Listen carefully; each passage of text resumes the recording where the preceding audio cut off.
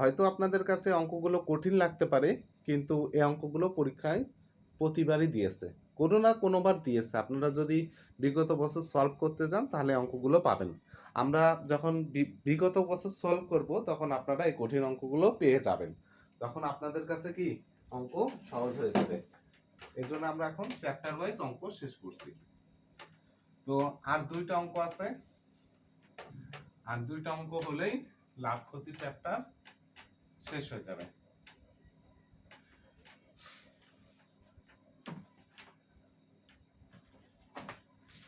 কারোর যদি কোনো প্রশ্ন থাকে তাহলে করতে পারেন, কারোর যদি কোনো প্রশ্ন থাকে তাহলে করতে পারেন।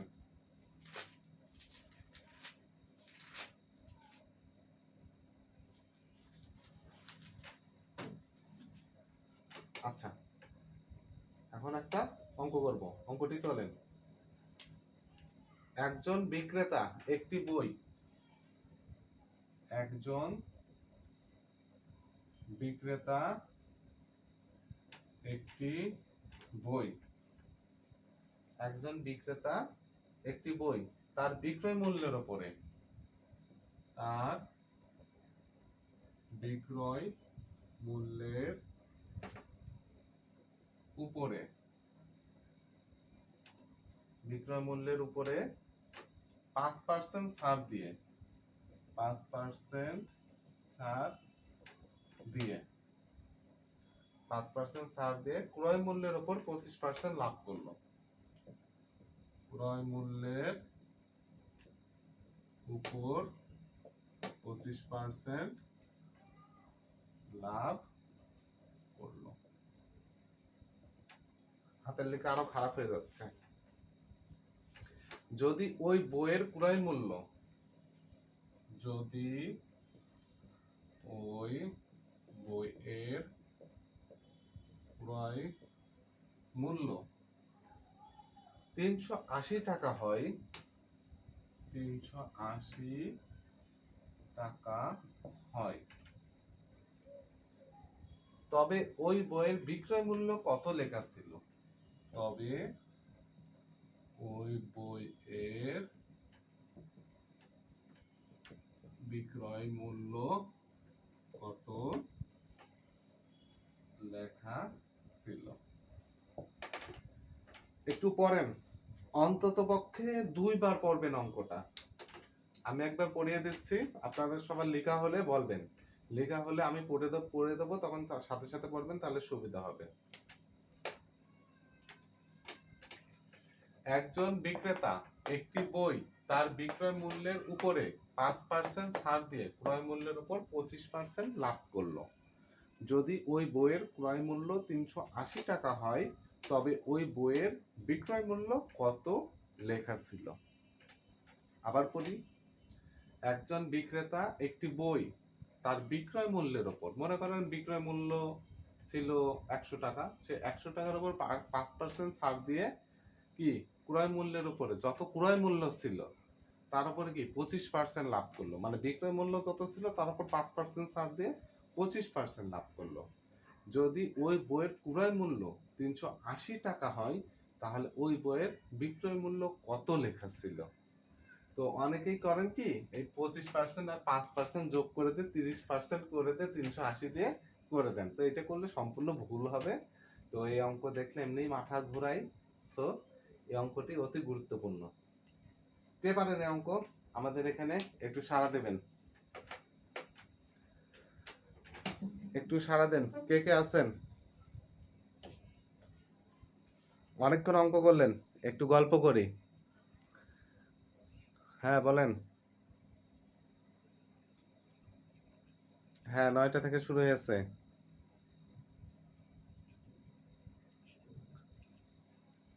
আচ্ছা, ডাটা দিয়ে অঙ্ক করতে গেলে তো আপনার সব শেষ হয়ে যাবে। ওয়াইফাই নেই? ও, ও ও আচ্ছা, ঠিক আছে। তো মনে করেন আমাদের সাথে লাইভ ক্লাস করার চেষ্টা করবেন। লাইভ ক্লাস করলে হয় কি, আমরা ওই যে বিগত বর্ষের প্রশ্নগুলো যেগুলো সলভ করি ওগুলো আপনার সলভ হয়ে যাবে। আর রেকর্ড ক্লাস যেটা দেওয়া হয় সেখানে তো সম্পূর্ণ ক্লাসটা আপনাকে দেওয়া হয় না। দেখা যাচ্ছে কিছু জিনিস থাকে ওখানে হচ্ছে কাট করা হয়। সো ওইগুলো আপনি পাবেন না, কারণ ওইগুলো দিলে মনে করেন ভিডিও আরও লেন্দি হয়ে যায়, ভিডিও আপলোড দিতে অনেক সমস্যা হয়। তারপরে মনে করেন 4 জিবির বেশি হলে টেলিগ্রামে আর আপলোড দেওয়া যায় না, এই জন্য ইউটিউবে আপলোড দেওয়া হচ্ছে। বুঝতে পারছেন? হুম।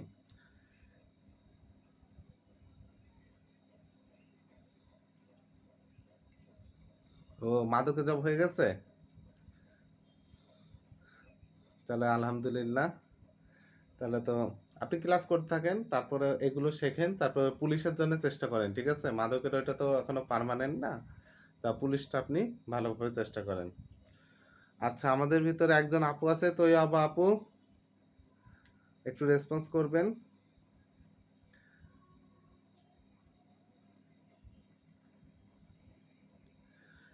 ক্লাসকে আপনি বুঝতে পারছেন? আচ্ছা, আর কে আছেন বলেন, একটু শুনি কে কে আছেন।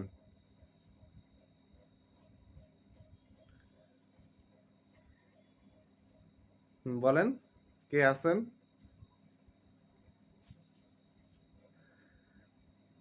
আপনারা সবাই থেকেও নেই, তাই তো? আছেন? অঙ্ক কেমন লাগছে? কঠিন না সহজ না জটিল? বোঝার পরে সহজ লাগছে? এই অঙ্কগুলো আসলেই কঠিন, বুঝছেন? এই অঙ্কগুলো আমি করতে গেলে হিমশিম খেয়ে যাই।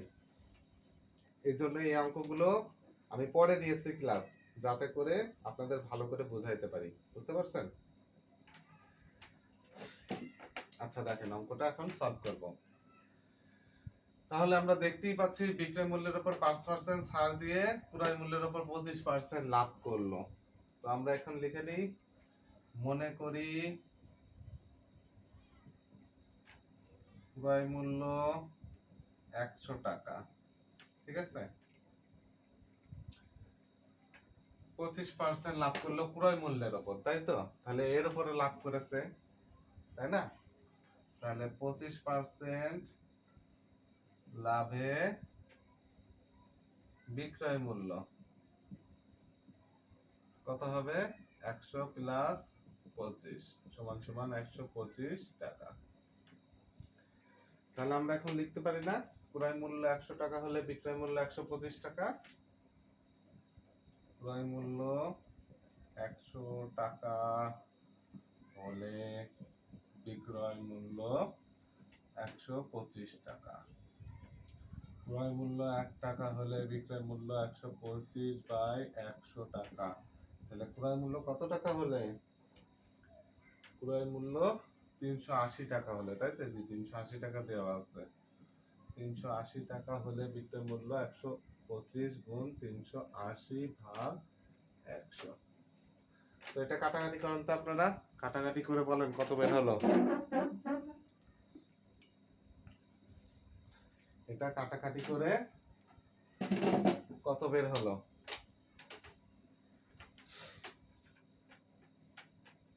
এটা কাটাকাটি করে আমি কাটাকাটি করে দেবো। এই যে 0 0 কাটা, 5 দুগুনি, আগে 2 দিয়ে কাটি, তাই না? 5 দুগুনি 10, তাহলে 19 দুগুনি 38, আর 5 25 125। 25 গুণ 19, 25 গুণ 19 যদি করেন তাহলে হবে 475, 475 টাকা। বুঝতে পারছেন? এতটুকু করছেন? এতটুকু যদি হয়ে যায় তাহলে আমি মুছে দেব। এটা কি আমরা বিক্রয় মূল্য বের করলাম, বিক্রয় মূল্য বের করলাম। আবার 5% ছাড়ে বিক্রয় মূল্য, তাহলে আবার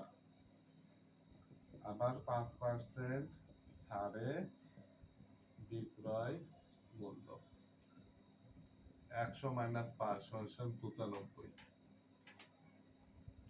তাই না?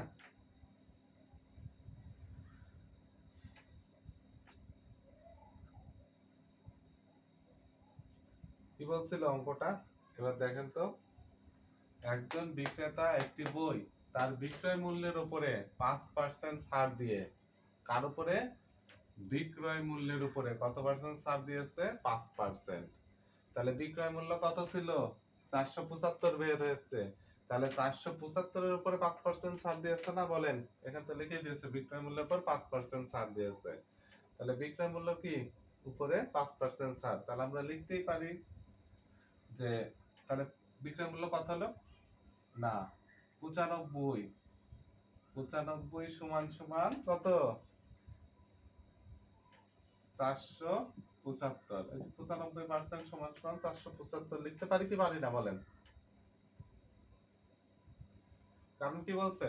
একজন বিক্রেতা একটি বই তার বিক্রয় মূল্যের উপর 5% ছাড় দিল। তাহলে বিক্রয় মূল্য কত? 100 মাইনাস 5 সমান সমান 95। আর আমরা কত বের করছিলাম? ক্রয় মূল্য 380 হলে বিক্রয় মূল্য 495। তাহলে কি এই 95% সমান সমানই তো 475, এটা বুঝছেন? তাহলে 1%,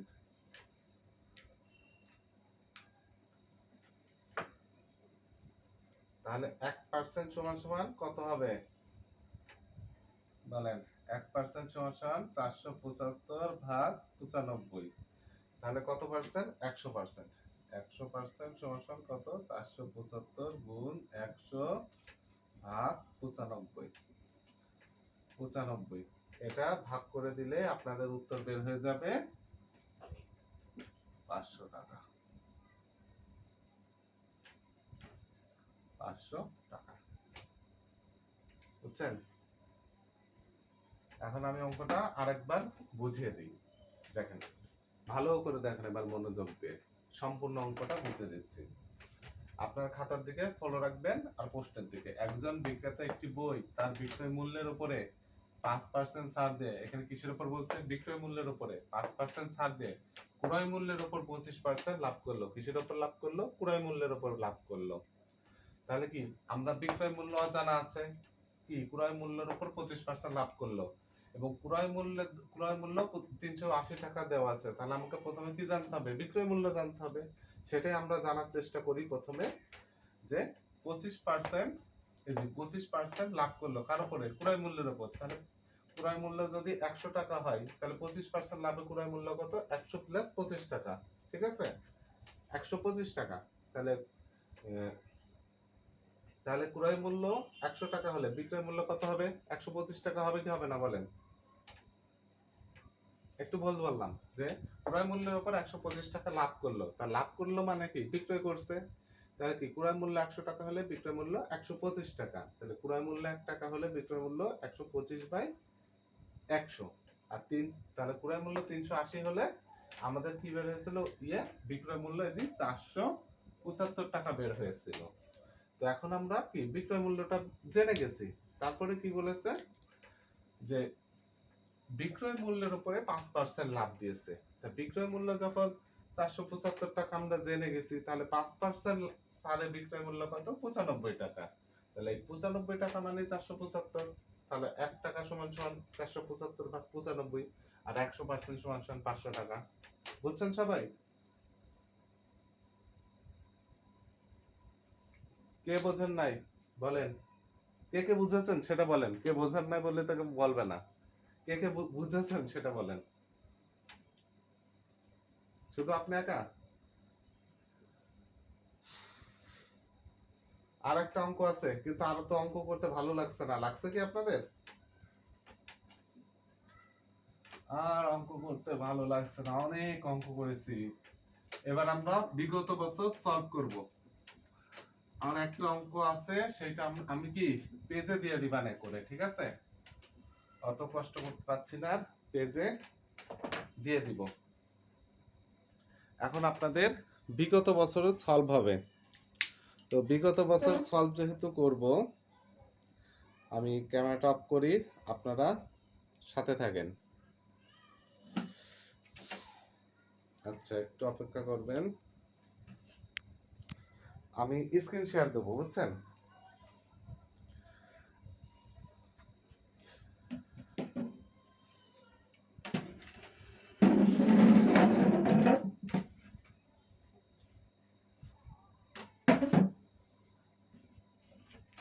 আচ্ছা, আমরা এখন বিগত বছর সলভ করব।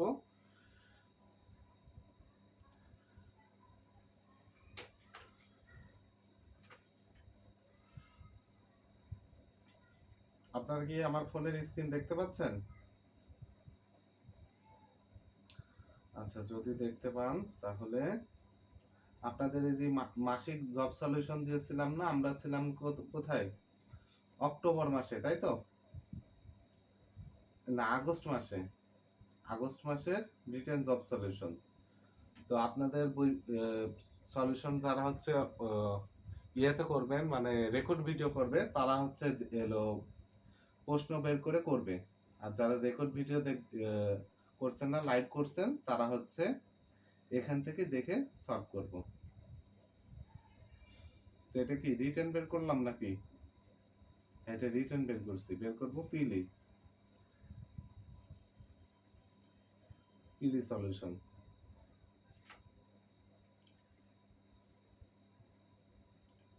তো আমি হচ্ছে প্রথম 20 পেজ পর্যন্ত পড়া দিয়েছিলাম, 1 থেকে 20 পেজ। তো আমি নির্বাচন কমিশন সচিবালয়, ঠিক আছে, এটাই আপনাদের সলিউশন করে দেব। এখানে প্রশ্ন কয়টা আছে? ওয়াও, অনেক প্রশ্ন আছে। তো আমরা এটা সলিউশন করি, ঠিক আছে? তো দেখেন, যারা পরীক্ষা দেবেন আপনারা, ওই যে আপনারা কিন্তু ওই যে মাদক কনস্টেবলের যারা পরীক্ষা দিয়েছিলেন, প্রশ্ন কিন্তু অনেক হার্ড এসেছিল। এক ভাই তো টিকসেন বললেন, অনেক হার্ড এসেছিল না ভাই?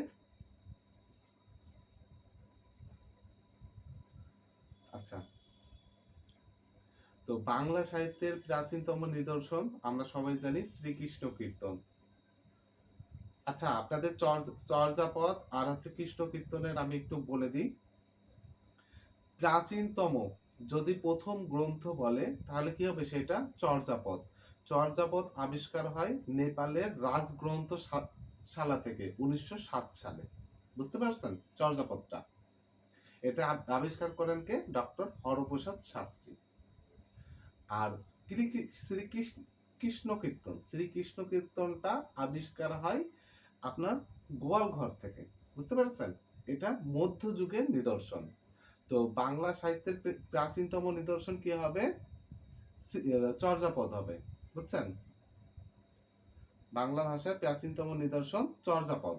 আর মধ্যযুগের প্রাচীনতম নিদর্শন, ঠিক আছে, মধ্যযুগের যদি বলে তখন কি হবে? শ্রীকৃষ্ণ কীর্তন। মনে থাকবে?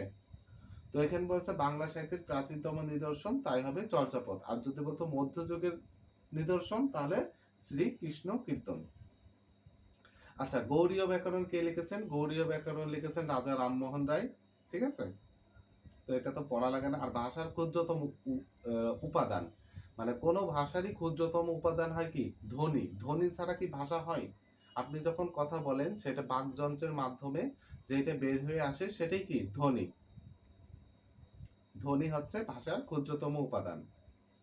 আর বাংলার মৌলিক স্বরধ্বনি, বাংলায় স্বরধ্বনি আছে 11টি এবং মৌলিক স্বরধ্বনি আছে কতটি? 7টি। মনে থাকবে, বাংলায় মৌলিক স্বরধ্বনি 7টি, আর শুধু স্বরধ্বনি আছে কতটি? 11টি।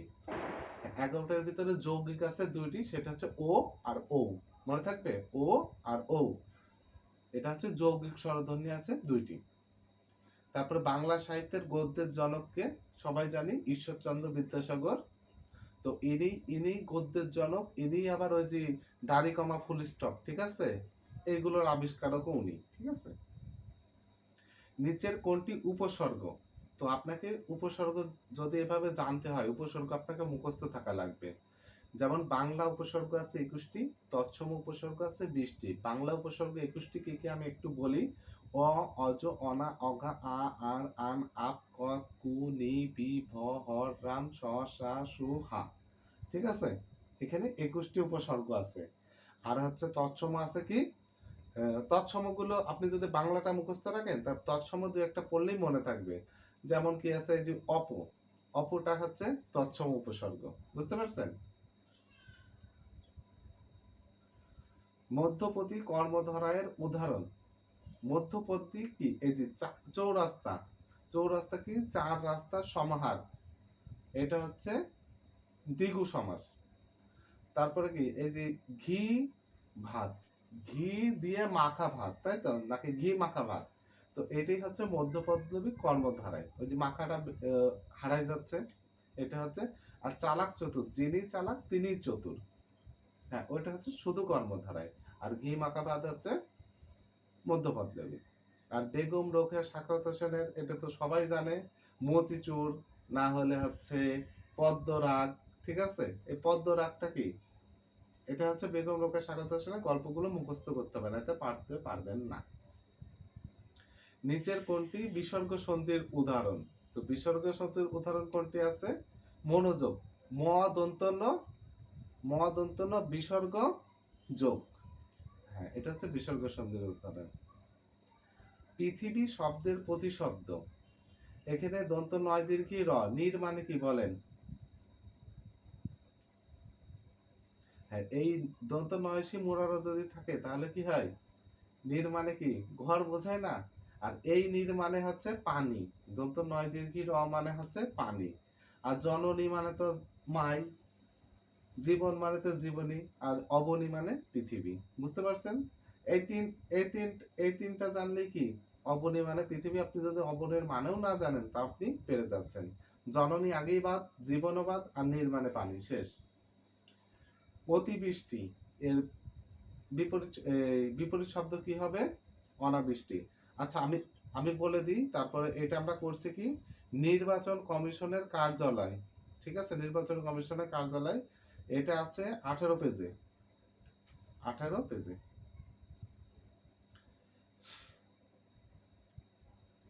আচ্ছা, ক্লিব লিঙ্গ, ক্লিব লিঙ্গ শব্দ কোনটি?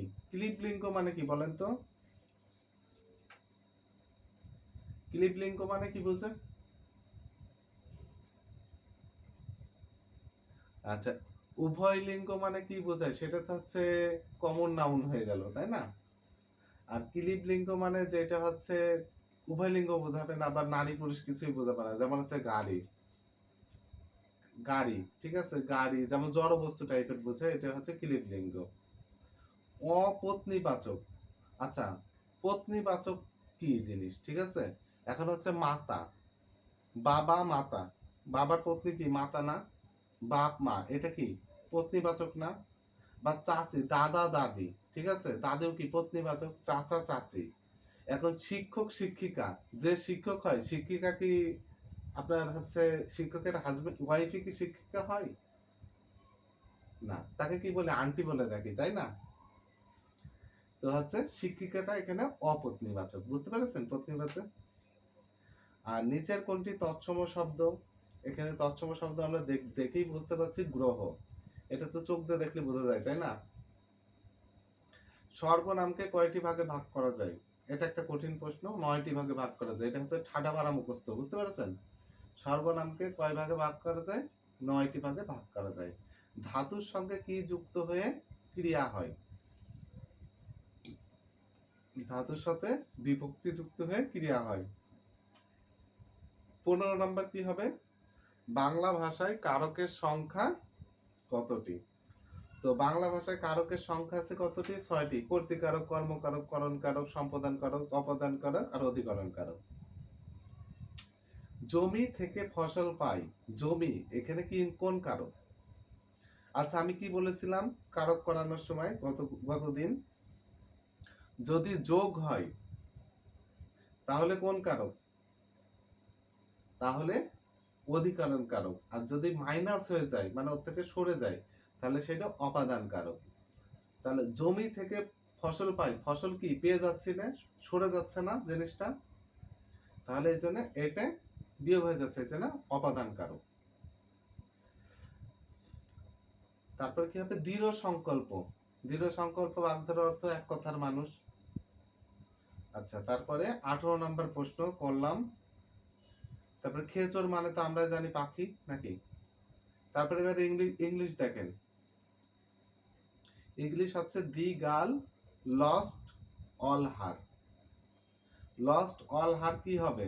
মানে লস্ট অল হার মানে হারিয়েছিল, ঠিক আছে। আগে হারিয়েছিল না বর্তমান হারিয়েছিল না ভবিষ্যতে হারাবে বলেন তিনি?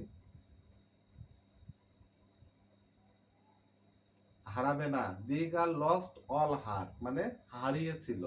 কি হারিয়েছিল? দাঁত হারিয়েছিল। তাহলে যদি পাস্ট টেন্সে হয় তাহলে টুথের হচ্ছে পাস্ট ইনডিফিনিট হয় টিথ, এখানে খাওয়া হয়েছে এই জন্য। আচ্ছা, which is the imperative sentence? Imperative সেন্টেন্সের কি হয়? ভার্বটা আগে থাকে। কি থাকে আগে? ভার্ব থাকে আগে থাকে। তো এই দেখেন, উই শুড গো আউট, এটা কি affirmative sentence. He plays football, এটাও অ্যাফার্মেটিভ সেন্টেন্স যেহেতু সাবজেক্ট আগে। মে ইউ বি হ্যাপি, এটা অপটেটিভ। আচ্ছা, এক্সক্লেমেটরি মানে হচ্ছে বিস্ময় সূচক থাকে। আর অপটেটিভ সেন্টেন্স হচ্ছে যেটা হচ্ছে প্রার্থনা করা বোঝায়, ঠিক আছে, এরকম মানে প্রার্থনা করা বোঝালে অপটেটিভ, আর ভার্ব সামনে থাকলে সেটা ইম্পারেটিভ। আমি লিখতে জানি, I know how to right, ঠিক আছে। তারপরে I live in Dhaka dash Agargaon. বড় স্থান ঢাকা বড় স্থান নাকি আগারগাঁও বড় স্থান বলেন? হ্যাঁ, ঢাকা বড় স্থান বলে ইন বসছে, আর আগারগাঁও ছোট স্থান বলে অ্যাড বসবে সামনে, ছোট স্থান আগে অ্যাড। তারপর কি বলছে? Which is the correct sentence? The boy plays football, ঠিক আছে। এখানে দি বয় তো হচ্ছে থার্ড পারসন সিঙ্গুলার, তাহলে প্লেস এস এস যোগ হবে, তাহলে এটাই শুদ্ধ, আর নিচে পড়াই লাগলো না। তারপর ফক্সের ফিমেল ফর্ম হবে ভিক্সেন, মুখস্থ। আই লাইক ড্যাশ রিড, তাহলে কি হবে? আই লাইক টু রিড মানে পড়তে পছন্দ করি, ঠিক আছে। অধিক পছন্দ করার সময় কি প্রিফার টু বসে না? হ্যাঁ, সেরকম লাইক টু রিড, বুঝছেন? একটু ভূগোল বুঝালাম আপনাদের, তো এভাবে মনে রাখবেন। আচ্ছা, দি সিনোনিম অফ হাগ, হাগ মানে কি? প্রচুর। হাগ মানে প্রচুর, এইচএসজি, হাগ মানে প্রচুর, আর এ লট অফ মানে কি? প্রচুর পরিমাণে। তো হাগের সিনোনিম হবে a lot of. Which is correctly spell, এখানে স্পেল কারেন্টলি কোনটা? ঘ নাম্বার। লিটারেট, লিটারেট মানে শিক্ষিত, অল ইলিটারেট মানে কি বলেন? ইলিটারেট মানে শিক্ষিত, ঠিক আছে। আচ্ছা দেখেন, ডু নট লুক ডাউন এট দি পোর, নাকি না আপন দি পোর, লুক ডাউন আপন মানে কি? মানে ঘৃণার চোখে দেখা। লুক ডাউন আপন মানে কি?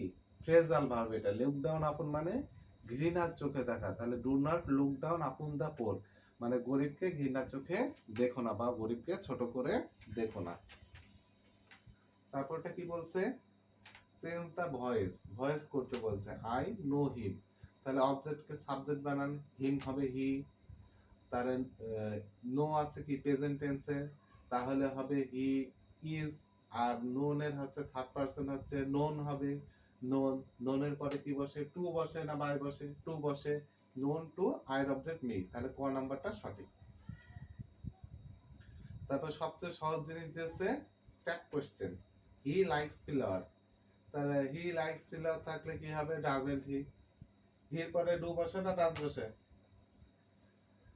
আর ট্যাগ কোশ্চেন মানে নেগেটিভ কে পজিটিভ কে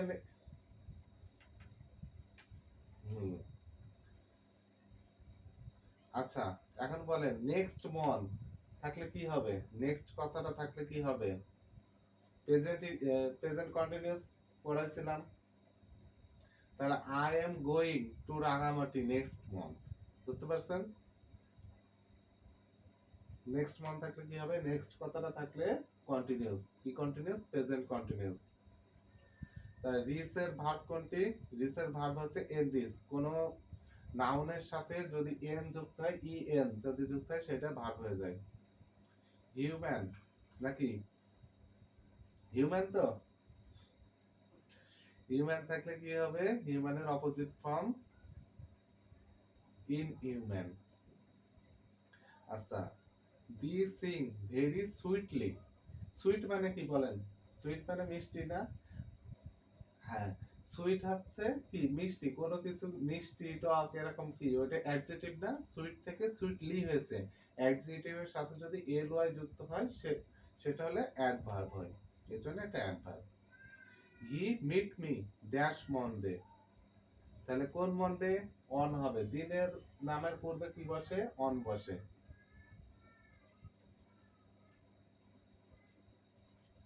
আচ্ছা, তারপর 38 কি বলছে? অ্যাসার্টিভ করতে বলছে। অ্যাসার্টিভ আমরা দেখতেই পাচ্ছি, আই, এটাই অ্যাসার্টিভ, ডু দা ওয়ার্কের অ্যাসার্টিভ করতে বলছে। তারপরে কাম অফ, কাম অফ মানে কি? অনুষ্ঠিত হওয়া, কাম অফ মানে অনুষ্ঠিত হওয়া। তারপরে সে নাচতে নাচতে আমার কাছে আসলো, সে নাচতে নাচতে আমার কাছে আসলো। কখন এসেছে? এখন না আগে?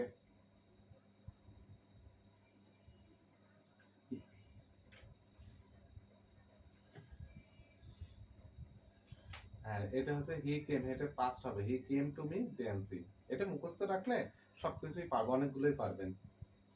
তারপরে ধারার অঙ্ক দিয়েছে, তারপরে 5, তার কি দিয়েছে? 4, 5, তারপরে কত আছে? 7, তারপরে কত আছে? 11। তো এর পরবর্তী পদ কোনটা হবে?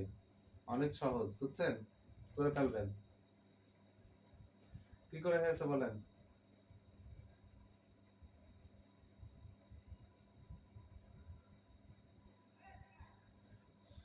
আচ্ছা, অঙ্ক তো হচ্ছে খাতা কলম না নিলে হয় না, ঠিক আছে?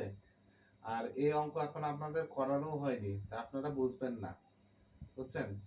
করানো সহজ সহজ অঙ্ক, কিন্তু এখন না করালে বুঝতে পারবে না। তাহলে একটু ইয়েতে চলে যায়।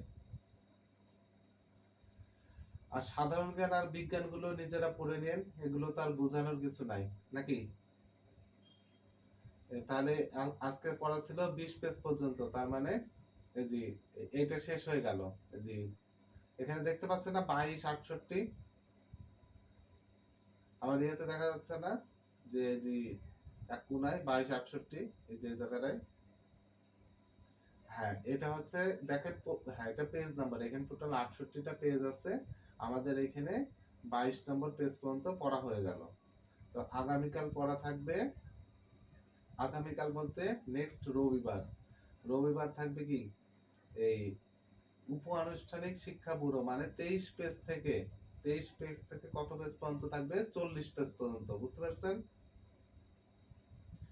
23 থেকে 40 পেজ পর্যন্ত পড়া থাকবে। আজকের ক্লাসের রেকর্ড আপলোড দিতে আমার অনেক সময় লাগবে। 23 থেকে 40 পর্যন্ত আপনাদের পড়া থাকবে। আর অ্যাব্রিভিয়েশন পড়া থাকবে, বুঝতে পারছেন? অ্যাব্রিভিয়েশন গুলো পড়বেন। আপনাদের কাছে যার কাছে যে বই আছে ওখান থেকে অ্যাব্রিভিয়েশন নোট করবেন। নোট করার পরে আপনারা পড়বেন। যদি আপনারা 20টা পড়েন বা 10টা পড়েন, 10টা করে পড়বেন। 10টা অ্যাব্রিভিয়েশন নোট করে ওই 10টা অ্যাব্রিভিয়েশন পড়বেন। দিয়ে ওইটা ছবি তুলে দেবেন, কে কে নোট করছেন আমি দেখব। বুঝতে পারছেন? আচ্ছা, তাহলে আজকের ক্লাস এই পর্যন্ত। আচ্ছা, কে কে আছেন আমি তো দেখতেই পারলাম না। আপনারা কয়জন আছেন? মাত্র আপনারা 2 জন? আর বাকি আপনারা 3 জন আছেন, তাই তো? তাহলে বুঝতে পারছেন, অনেকে পড়তে পড়তে আর পড়ার স্পৃহা থাকে না। সবাই কোর্স করতে চায় কিন্তু কেউ পড়তে চায় না, এই জন্য কোর্সের রেট বেশি করলাম, তারপরেও কি মানুষ পাইলাম না। তো সমস্যা নেই, আমাদের যারা কোর্স সম্পন্ন করে, যারা নিয়মিত ক্লাস করে, তারা চাকরি পায়, ঠিক আছে? এটা প্রতিবারই হয়ে আসছে, এবারও হবে। যারা কোর্স করে না তারা ওভাবেই সময় নষ্ট করবে, পড়া তাদের হবে না, এই কোর্স তারা কখনো দিনও সম্পন্ন করতে পারবে না, তারা সব ক্লাস কখনো করতেই পারবে না, বুঝতে পারছেন?